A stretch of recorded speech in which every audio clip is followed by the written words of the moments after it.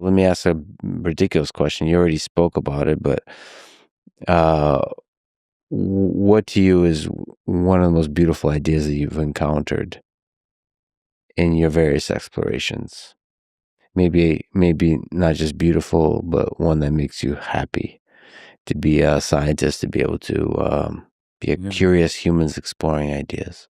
I mean, I must say that, I sometimes think about these ingressions from this space as a kind of steganography. So steganography is when you hide data and messages within the bits of another pattern that don't Yeah. matter, right? And the rule of steganography is you can't mess up the main thing. It's if it's a picture of a cat or whatever, you got to keep the cat. But if there's bits that don't matter, you can kind of stick stuff. So I feel like all these ingressions are a kind of universal steganography, that there's this like these patterns seep into everything everywhere they can, Mhm. and they're kind of shy, meaning that they're very subtle, not invisible. If you work hard, you can catch them, but they're not invisible, but they're hard to see.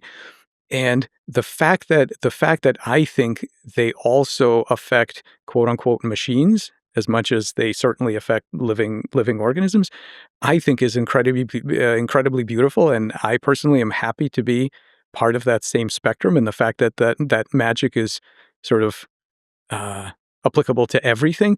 A lot of people find that extremely disturbing, and that's some of the hate mail I get is like, yeah, we were with you, on the majesty of life thing until you got to the fact that machines get it too, and now like terrible, right? You're kind of devaluing the majesty of life, and I don't know. The idea that we're now catching these patterns and we're able to do meaningful research on the interfaces and all that is just, to me, absolutely beautiful, and that it's all one spectrum, I think, to me is amazing. I'm enriched by it.